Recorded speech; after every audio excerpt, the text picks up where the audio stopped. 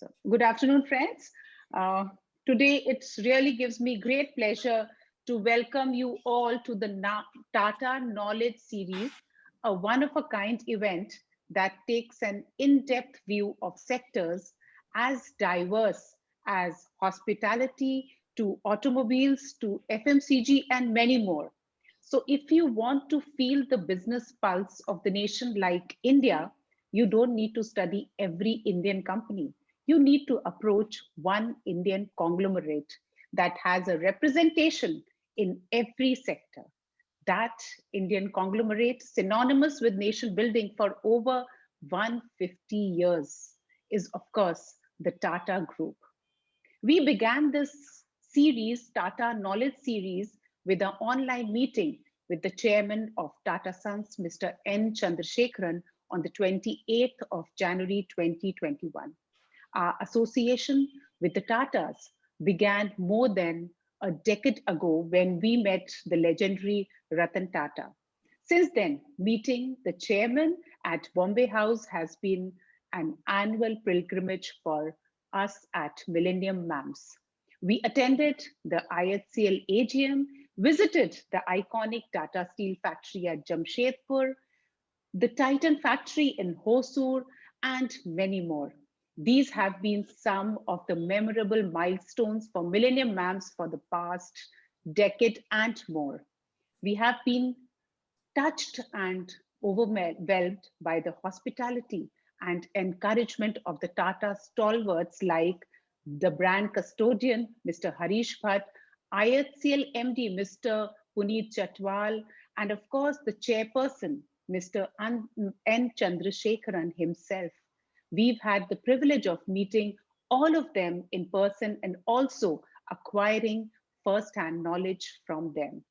Millennium MAMS, an almost 30-year-old organization founded by Mr. Vishnu Dhanuka and Mr. Sanjay Bhuvania, has created not just capital market investors, but also knowledge seekers. Thank you, sirs. A sector now, coming to the sector that truly drives the nation, is the auto and auto component sector. While a leader is as good as his team, there is no debating how only a good leader can get the best out of an equally good team, quote unquote. The leader of Tata Autocomp, Mr. Arvind Goyal, recently crowned the Business Leader of the Year, is our guest of honor today. Mr. Goyal has an impressive academic record with management degrees from NYU Stern and Harvard, along with an engineering degree from the National Institute of Technology, Kurukshetra. He has managed a 16% CAGR in the last 4 years for Tata Autocomp, attained operational excellence, engineered 6 joint ventures, 2 technological agreements, and 1 acquisition. He has been with Tata Autocomp for 13 long years. So my dear friends, let us all welcome the most dynamic MD and CEO of Tata Autocomp Systems Limited. Thank you, Mr. Goyal, for accepting our invitation and being here with us today. So now I would like to request to share your thoughts on the sector going forward. And also we would like to know, how does auto component sector plan to navigate through the second wave of pandemic, and what opportunities do you see during the present times? Over to you, Mr. Goyal, and then we'll take it forward by Q&A session. Thank you. Thank you very much for this introduction. And also that you have been there as an organization for more than 30 years. And so many leaders of Tata Group have had opportunity to talk to you. My compliments to you and your mentors. Thank you. As far as the auto industry is concerned, the auto industry is a cyclic industry. Oh. And in the second half of 1920 itself, the auto industry had seen a slowdown before the pandemic came in.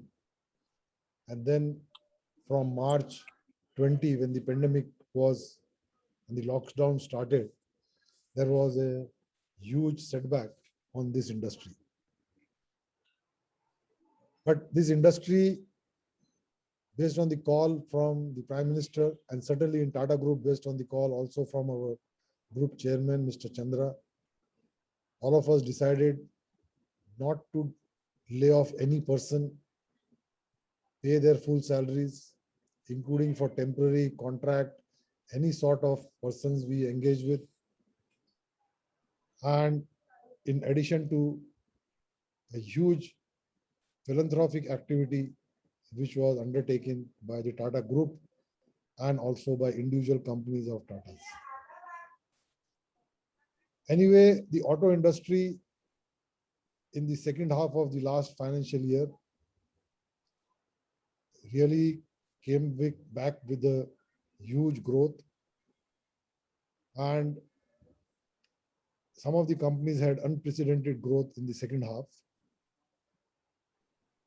And the passenger car segment did extremely well in the second half, and so also the tractor industry.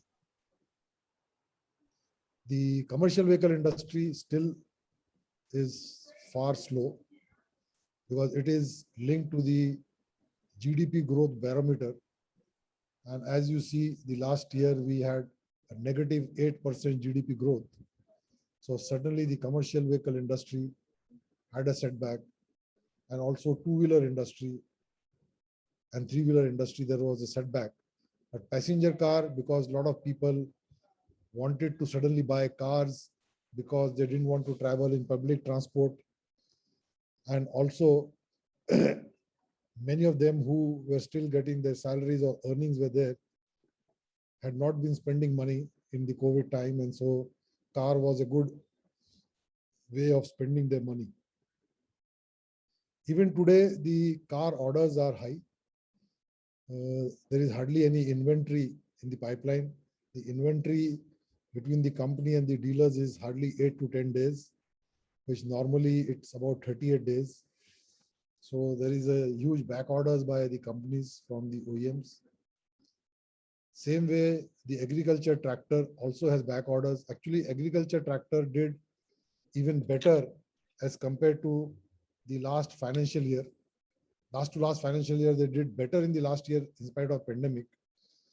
And this year, just 2 days back, the prediction of monsoons, that the monsoons are going to be normal. And I think the tractor industry looks to be for a good growth. Actually, tractor industry is producing at a capacity. So it's everybody is challenged to see how more they can produce. Commercial vehicle had started moving, say, from the month of January, February, March. But again, this lockdowns in state-wise has shaken them up, and people are worried on the economic forecast because the year started by everybody saying India will grow at a 12.5% GDP. And suddenly there are apprehensions now. So people are worried, and it is far more worrisome in the sense during the first pandemic, people didn't have, say, PP kits or ventilators and masks and stuff, where all industry put together helped importing, bringing. Just for example, I myself helped Tata Group to charter about 8 aircrafts from China, full big aircrafts, bringing such stuff to distribute in India. All other industry has also done. Later on, the industry developed their own PP kits and ventilators and things like that. But this second wave is a larger wave, much bigger than the first one. And the problem today is oxygen, beds and oxygen. So today the peak is in Maharashtra. And earlier also Maharashtra was a couple of months ahead on COVID as compared to other parts of India. If the similar trend goes to all the states, as a nation, we may be peaking out sometimes end of May or sometimes in June. Whether we are able to get the type quantity of oxygen required to save lives is the key. And if the complete industry has to be closed so that the 100% oxygen is supplied to the hospitals, that can be a very, very major setback for the economy and for the industry. But I know the whole government machinery has been working, how to import oxygen, how to generate oxygens or save oxygen. So that's the lifeline for this pandemic. And we will come to know in a month's time or so. Tatas are also doing a lot of work and seeing how to get oxygen from where and give to people. So that's where, if we are able to cycle this pandemic up to say June, after that it is suddenly all predictions that it will slow down. There will be a good growth in the auto industry. And I am quite hopeful that the component industry should also do extremely well. Okay, sir. Thank you, sir. Thank you for your address. And now I'll be coming straight to the questions from my members. So first question will be from Aarti. Good evening, sir. This is Aarti from Indonesia.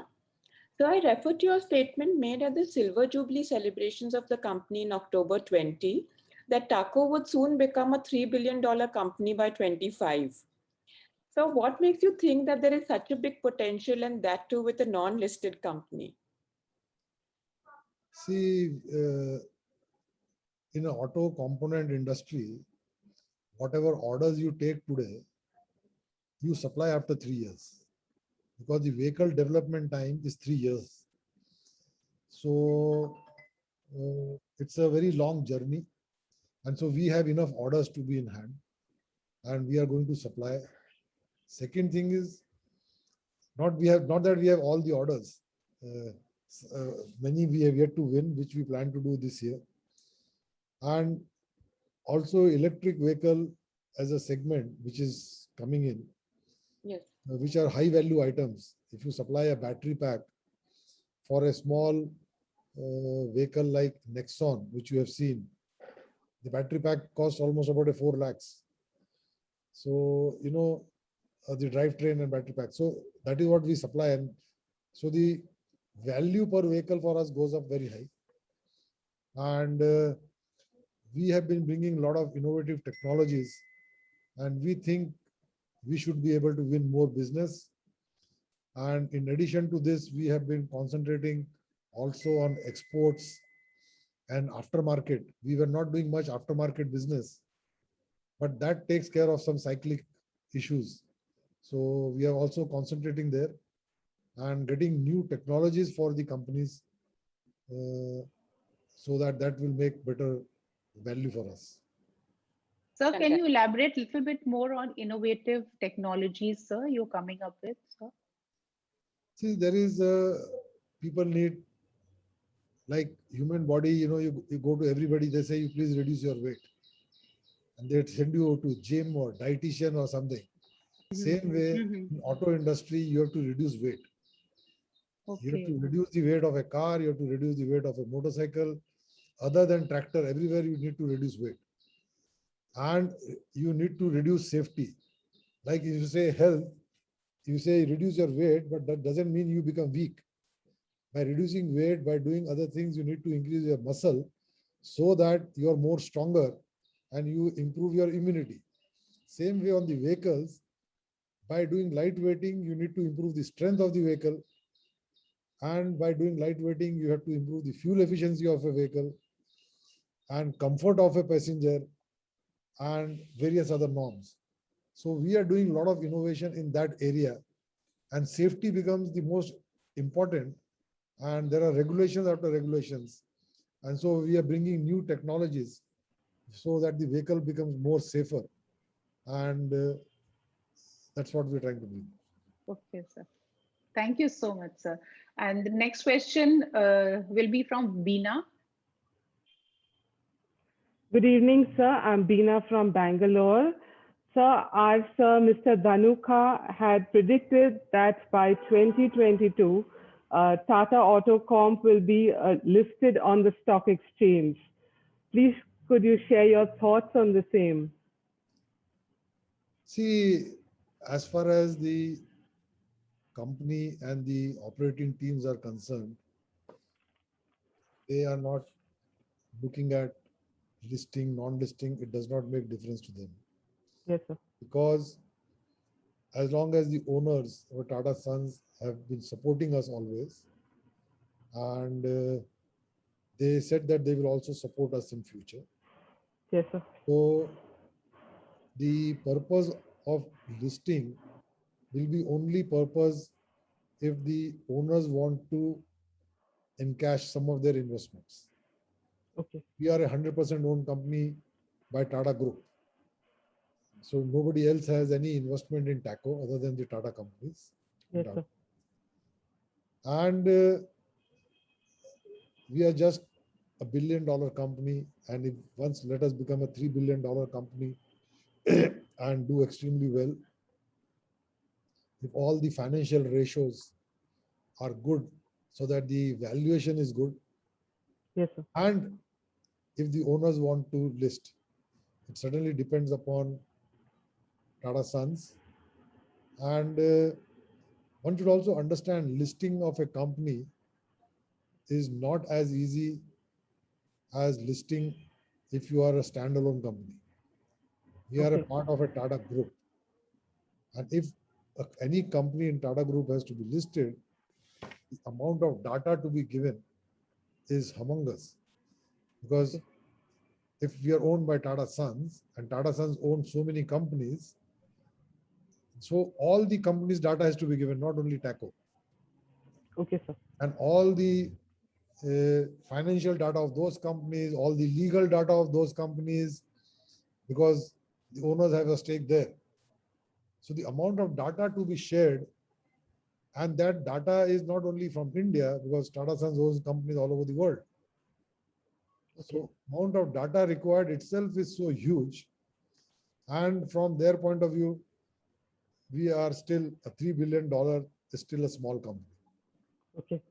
Thank you, sir. So with a leader like you at the helm, sir, we can expect the growth to be very fast, sir. So we can expect the listing also maybe very soon, next year or close to next year, sir. Very difficult for me to make a comment on listing. As I told you, it's a owner's prerogative. Mhm. And whenever they decide, we can move at a lightning speed. Okay, sir. But timing is not good today because, Yes, sir. as I said, in a couple of years' time, when we are a little larger in size, my balance sheet is good, my Then you might. profitability is good, my ratios are good, Yes, then it's a little better option time to do. absolutely. Absolutely. Neha, you can come in with your next question. Good evening, sir. Sir, for the sake of knowledge, we would like to understand that a company like yours having multiple joint ventures to supply technical products to customers. Now, I wanted to understand the mechanism of the joint ventures, and is it there a compulsion or is it a financially viable option? See, there is no compulsion.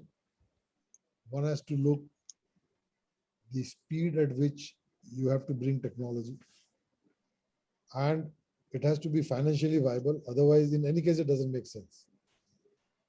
It is not a CSR activity, it's a business activity. It has to be financially viable. So if you look at all the norms of the vehicle, whether it's a safety norm, emission norm, India has always been about 5 years behind Europe and similar behind US and Japan. So the technology is already developed by the auto component industry to meet those norms for their customers in Europe, US, or Japan. So rather than doing that technology development for scratch, it's always better to tie up with them. A proven technology is brought in by them. And we should do in India more innovation on that technology to bring the cost down. India is a very cost sensitive market. it's a developing world, and a product which one can supply in Europe may not work here from the cost point of view, but from the technology point of view, it is okay. So it's good to develop a technology center with the joint venture partner so that we see how to do more innovative, frugal engineering is what I would like to say. And that has been the way all the auto component companies work in India, to get technology partners, either license or joint venture, and then bring the product faster in the market. Paridhi, next question. Good afternoon, sir. Sir, in the boardroom of Tata Sons, our mentor, Mr. Dhanuka, had asked the current chairman, Mr. Chandrasekaran, that in this era of disruption, whether you will be disrupted or you will be the disruptor.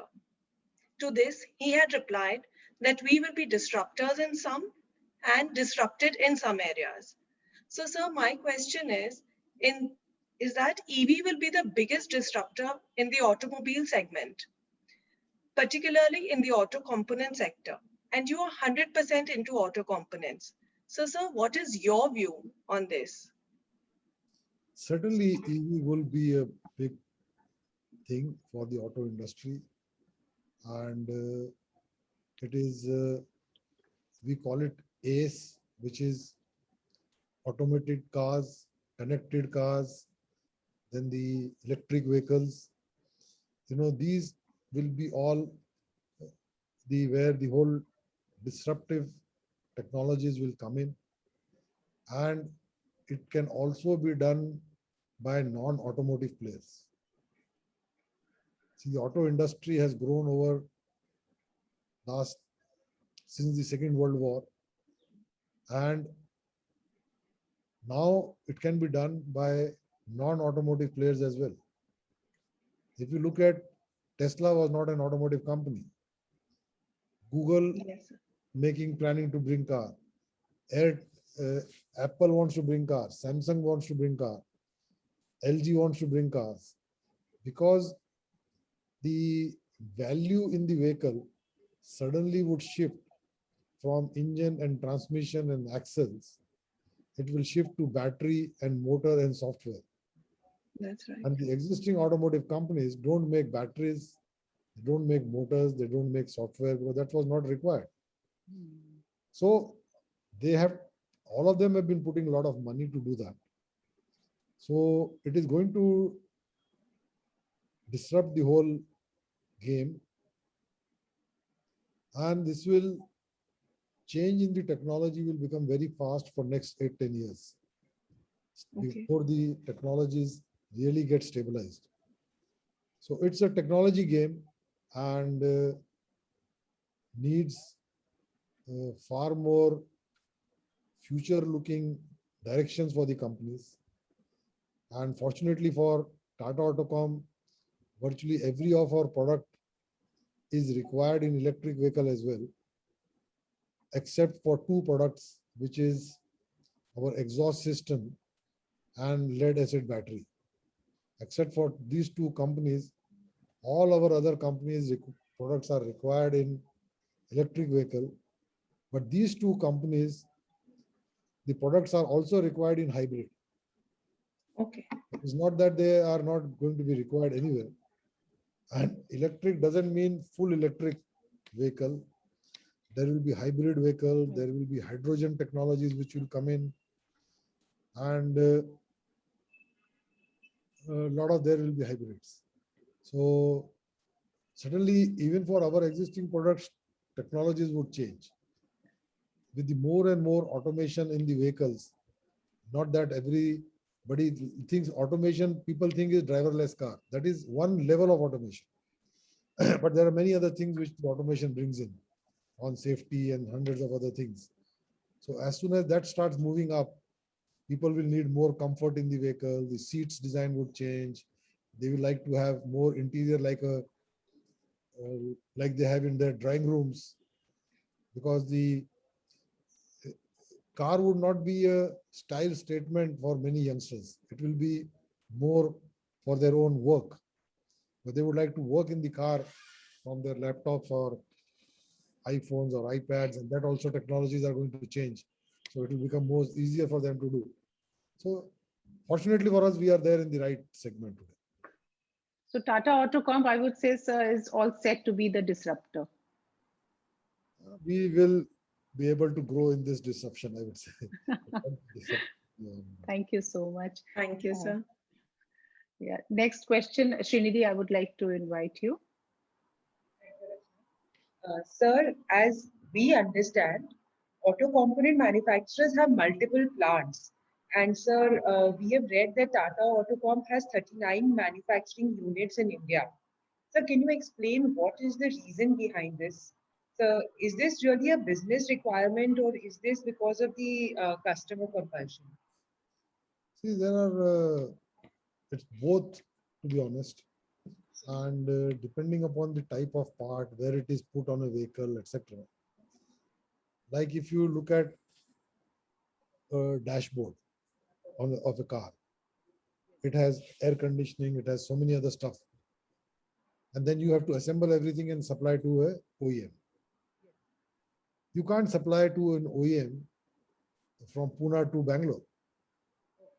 And even though if you go to a showroom and if you have a, say for example, Tata Nexon or Tata Harrier or any other vehicle of Maruti, that doesn't mean Nexon means it is one model. Within Nexon itself, there will be 6-7 variants. 6-7 variants means 6-7 different types of dashboard.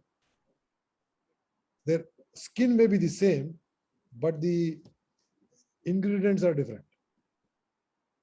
So you have to be, and then those decisions come live to you on system.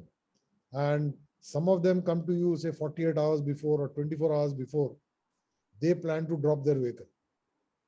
So you need to make it and then deliver it in just in line or just in sequence.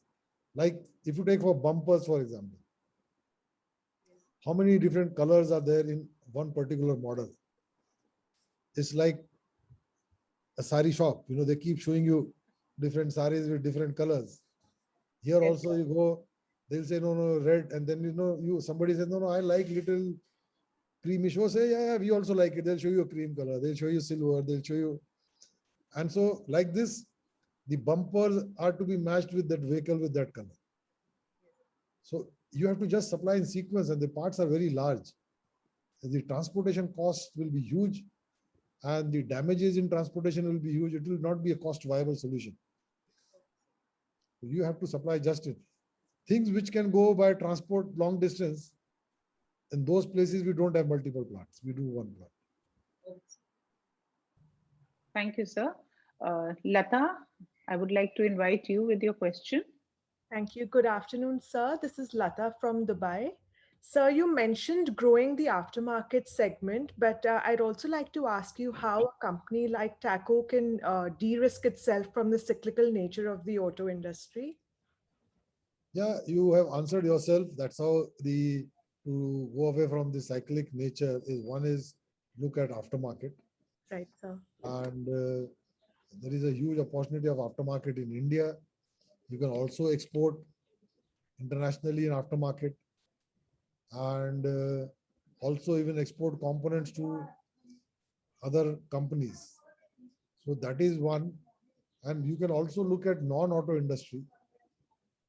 Like our plastic company can supply to white goods. Our radiator company can supply condensers to the room air conditioning. And many such things are possible to be done. Okay. So we will, and then we have also started working with tractor industry, two-wheeler industry, genset industry. So some industry always works. So tractor industry, you've started working with, sir, any particular company, sir? We do with Mahindra, we do John Deere, we do New Holland, everyone will do. Okay. Sir. Yeah, next, Neha Prem Rajka, you can come in with your question. Hello, sir. Good. This is Neha Prem Rajkar from Mumbai. Sir, as per ACMA, the auto ancillary industry in India is expected to reach $200 billion by 2026. Sir, so I would like to understand from you whether this is achievable or not. See, there is a thing known as automotive mission plan. Automotive mission plan is done by Automobile Association, Component Association, Industry Minister, Government of India. And the first time it was done in 2006. And they had planned up to 2016. So if you look at the automotive mission plan made in 2006 and what they had projected for 2016, actually the 2016, they were slightly better than the automotive mission plan. Some years they were not so good, but in totality, they were better than the mission plan. Then again, an automotive mission plan was set up in 2016, and they have made an automotive mission plan for 2026, which is a huge growth because the per capita income will grow, the infrastructure will grow, the lot of young population who is able to buy cars would come in, and so the volumes will go up. So this projection of $200 billion for the component industry is based on the automotive mission plan. Due to pandemic, things may get delayed by a year or so, but I think we are on the right direction. Okay, sir. Thank you so much, sir. Next, Deepshika, would you like to come in? So good evening. I'm Deepshika from Calcutta. Sir, a PLI scheme of 57,000 crores has been proposed for the automobile and auto component sector over the next 5 years. So can Tata Autocomp also take advantage in a big way, and what are your plans? See, the PLI scheme is still not notified for the auto industry. It's only an announcement so far. Yes, sir. We expect that by end of June, the notification would get issued. The concerned ministries are they are discussing with the Component Manufacturer Association and the OEMs, and they will come with the final notification. Right. And we will certainly do our best to see that we have a role in it. But looks like we will have to play a role along with some of the large OEMs like Tata Motors or someone, and we are happy to do that. Right. All right, sir. Thank you. Yeah. Aditi, you can Good come evening, in. sir. I'm Aditi from Calcutta. So, with the auto industry moving towards EVs, I would like to understand what is your portfolio of production catering to ICE and EV? As I mentioned, that whatever we produce today, whether it is interiors, all the car interiors will future also required. Nothing to do with EV. We make seats. So people need better seats, lighter seats. We make mirrors. People may, instead of mirrors, may require cameras. So we do both in the same company. So we do the IC engine cooling, but instead of doing engine cooling, the same plant can produce systems for battery cooling and motor cooling. And like that, from all our companies, we are able to do that. As I already mentioned, that except for exhaust system, which is not required in EV, but it is required in hybrid, and the lead acid battery, which is not required in EV, but required in hybrid. But we also supply to trucks, we supply to tractors, these parts. So there is still a long way for these two companies, whether to what will happen. But I think it looks like we are in a quite good wicket so far. Thank you. So on a lighter note, I would like to ask you a question, sir. So when you are not signing a $1 billion joint venture, sir, so what do you do? So how do you unwind?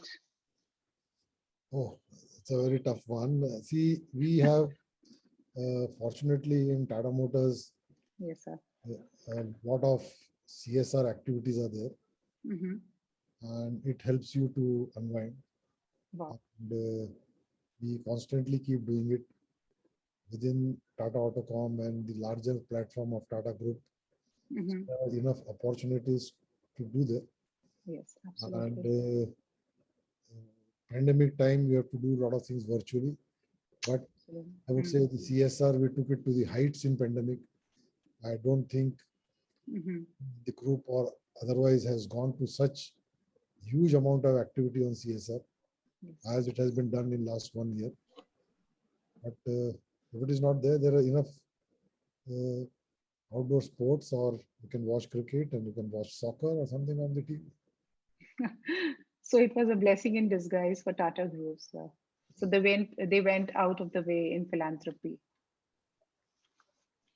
Sir, next question is from Vasundhara. Vasundhara, would you like to come in with your question?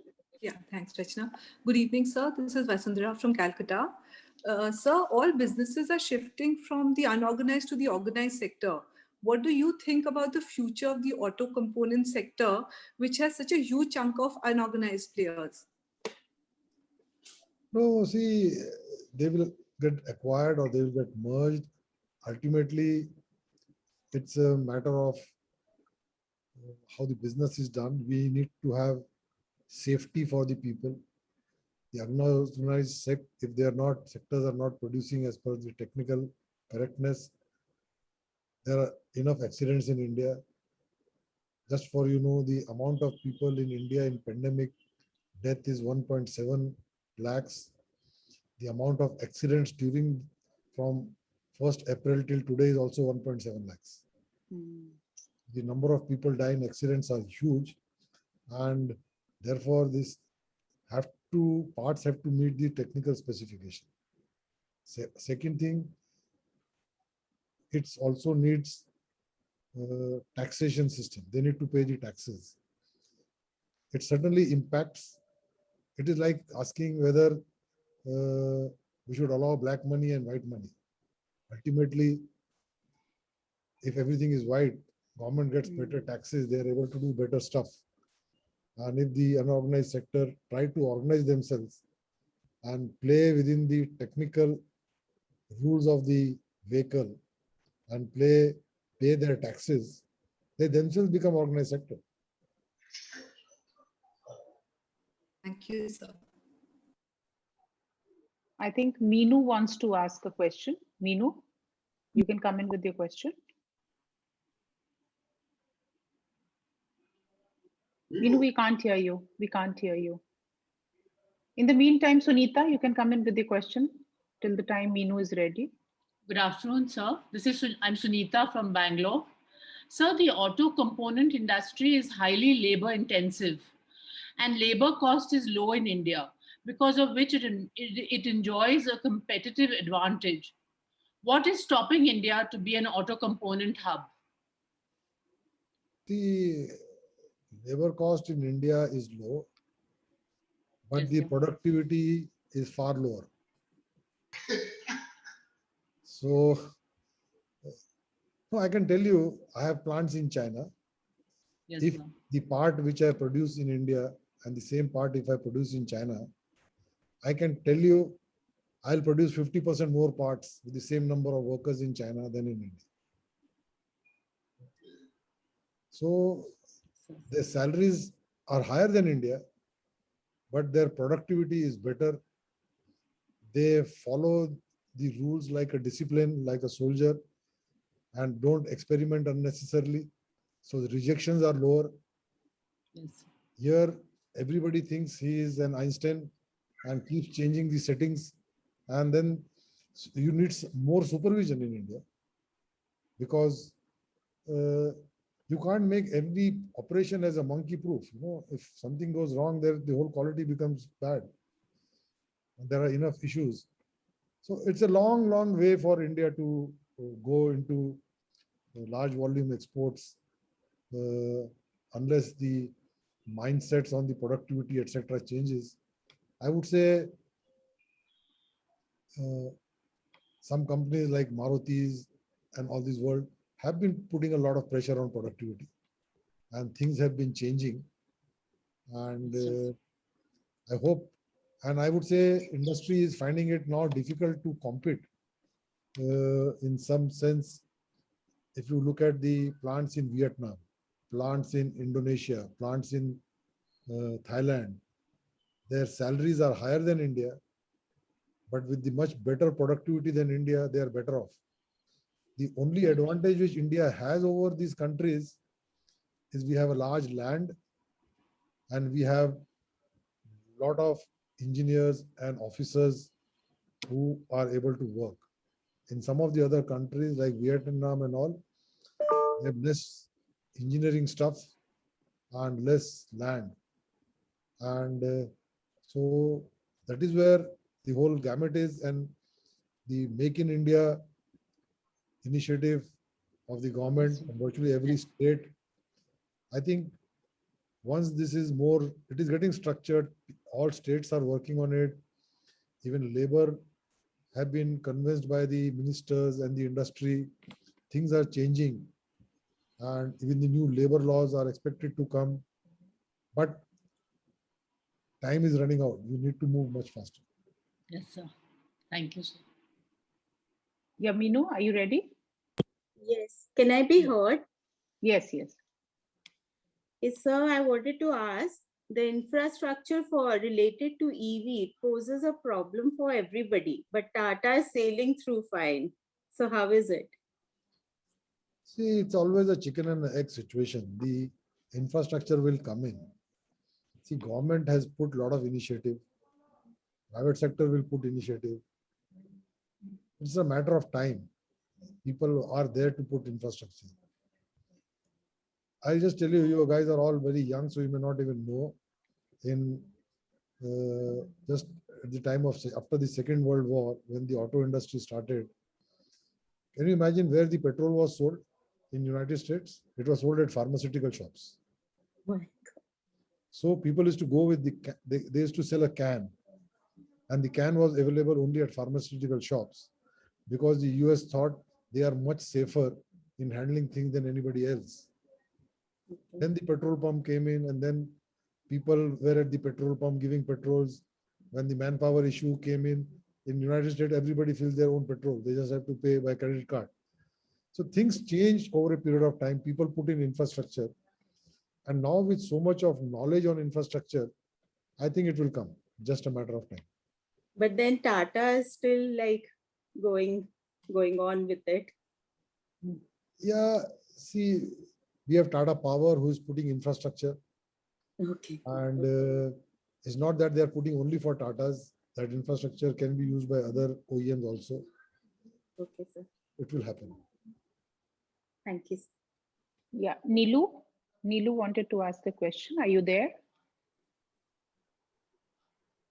Preeti, you can come in with your question. Good afternoon, sir. So I'm Preeti from Kolkata. Sir, as students, we do understand that Tata Motors is more of an assembly plant, sir. Sir, we wanted to know what percentage do they manufacture on their own as OEMs and what percentage do they take from auto ancillaries, sir?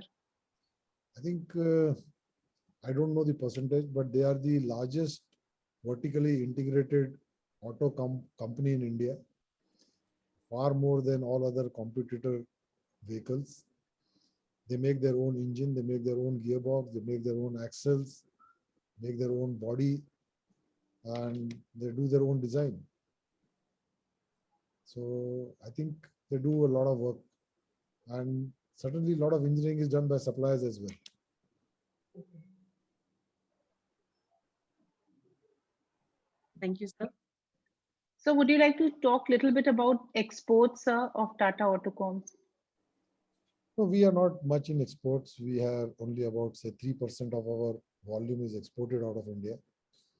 And we have a clear plan to increase it. And many of our companies are joint ventures. And the joint venture partners don't want us to export because then I will be competing with their company in that part of the world. But there are still enough opportunities to do it. And so we will drive this in a big way. Okay. Any other questions? You can come in. Anyone? Yes, Swati? Okay. Swati wants to know about hydrogen fuel, sir. Looks like she's a very technical girl, and hydrogen fuel is a step in the right direction. And a lot of companies worldwide are working on it, because you need to generate oxygen on board if you want to do it on trucks, which is the best way where the hydrogen can be used. There are already vehicles running on hydrogen, many parts. According to me, it may be another 7-8 years before this technology is far more adopted. Maybe 10 years from now, you'll have a lot of hydrogen vehicles. Oh, wow. So that will be a game changer, sir. Yeah. Sirisha, please come in. Sir, good afternoon. Sir, the way our Minister, Mr. Gadkari, is developing the roads in our country, I mean, Delhi to Mumbai, the journey time is going to be 12 hours, and it's a matter of time where the connectivity is going to be a huge a factor in our country. So how, as an auto component, how do you factor in this, as an outlook? And so if you can just put in a number, secondly, if you can just put in the number of the aftermarket services that you were talking about, this is what I wanted to know. See, yeah, there is a huge infrastructure being created in the country, and in last budget and last to last budget, the finance minister had made a large announcements, and in 5 years, almost 5.5 lakh crores is going to get invested into infrastructure. And you rightly said that Mr. Gadkari has already announced the new Mumbai-Delhi corridor will save time, but this brings in economic growth and the GDP growth, and there will be new cities which will get coming on the highways, because it is coming through different paths, not the old standard highway. The cities are already there. So what happens, there are large lands where these new cities will come in, and there will be a huge growth opportunity. That's how the GDP growths have been projected. If you look at Nagpur to Mumbai, a new highway is being planned, which will be able to create another 18 cities in Maharashtra. Like that, a lot of other places this is being done, some by state, some by government, some is a joint project between state and the government, and some are built to print, some are build, operate and transfer. So a lot of various financial combinations have been done. And so even though the turnaround for a truck will become shorter, the short distance, but the number of vehicles required will increase because the economic activity will go on. So that's a good sign for the auto industry. And as far as the aftermarket is concerned, we want to do quite a bit of aftermarket. I don't want to give any numbers straight away, but our lead acid battery company, they does almost 50% what they do is aftermarket. Okay, sir. Sunanda, one last question.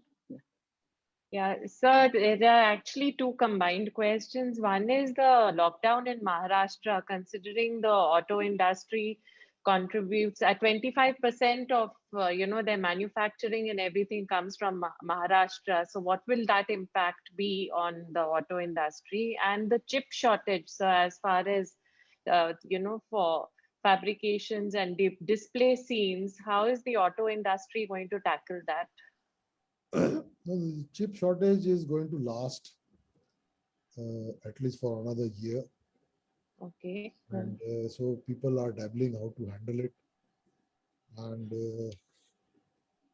so there is an issue there. So the growth, what we want, will get stuck for the chips. But certainly,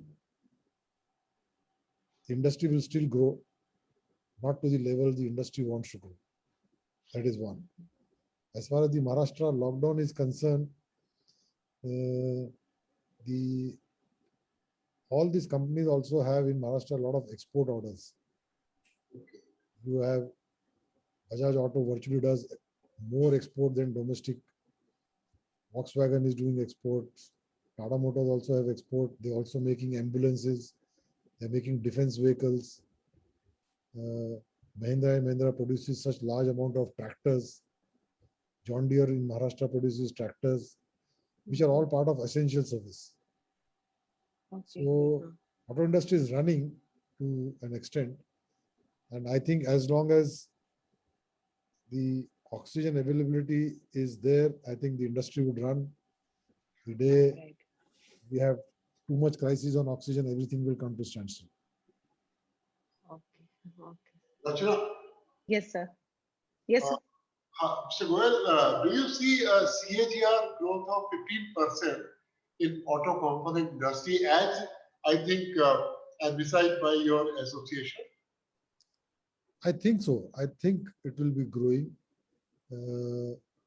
because the parts are becoming more expensive. One is because of the inflation and the commodity price going up. That itself changes your pricing point. And second thing is the technology is also going up. So there are a lot of more features in the existing parts which cost money. And the industry will also grow. So I think it should grow. Thank you. So the bottom line is that everything is technology driven, sir. Yes, sir. Thank you so much, sir, for the insightful session. And now I would like to hand over to Meghna. Thank you, Rachna. Our Vice President. Yes, Meghna, over to you. It has been a great honor, Mr. Goel, to have a dynamic leader like you at our forum today. Today's session was a brilliant addition to our Tata Knowledge series. Thank you so much, Mr. Goel, for giving us your valuable time and unraveling the Tata Autocom systems story for us. You have given us deep insights into the auto component sector, and thank you for extensively answering all our questions and broadening our understanding of the kind of innovative technology being worked on, rationale behind joint ventures, de-risking methods, and so many more interesting concepts that you unraveled for us. We wish you all the best for your future endeavors, and especially for fulfilling the company's aspiration to be a $3 billion company by 2025. We would also like to give a special thank you to Mr. Manoj, who made today's session possible. And a big thank you to all the members present here today.